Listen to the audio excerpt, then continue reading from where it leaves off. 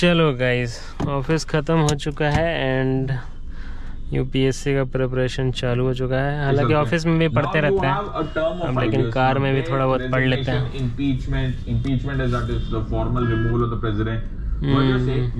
Article 61। अरे क्या करना चाह रहा है भाई?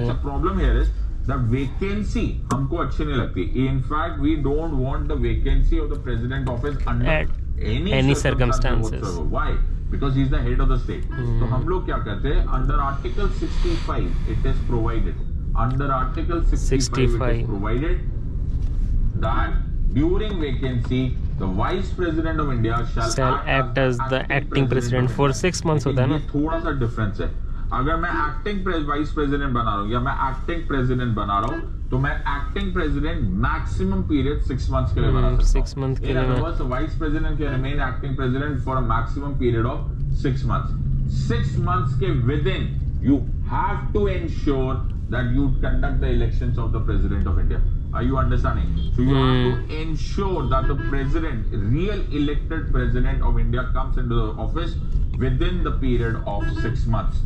So 6 months से ज्यादा you cannot be an acting president. आज तुम्हें थोड़ा बहुत, तुम स्मार्ट हो तो तुम्हें थोड़ा बहुत आइडिया हो गई कि it is not only the president that you are. CGI, sorry, it is not the Chief Justice of India भी हो सकता है.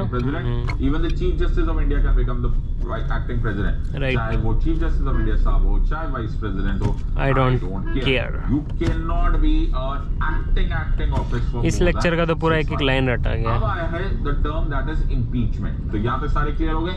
अब सुनो impeachment. Now impeachment is a very different process. Now सबसे पहले एक गलतफहमी है. Impeachment जो वर्ड है ना, वो एक्चुअली हम लोग अगर न्यूज़पेपर्स वगैरह से देखेंगे तो मेनी अ टाइम्स जजेस के लिए यूज हो जाता है. तो सुप्रीम कोर्ट के लिए भी impeachment यूज वर्ड किया होता है, जो कि which is a very wrong. There is no mistake. मैं उनकी गलती, नादानी है, प्रॉपर्ली गलती भी नहीं है, ये नादानी है. ये नादानी इसलिए है because impeachment word actually Article 61 में यूज हुआ है. Article 61, right? Under Article 61 of the Constitution, the word impeachment is given. So there is nothing wrong about using the word impeachment for the president.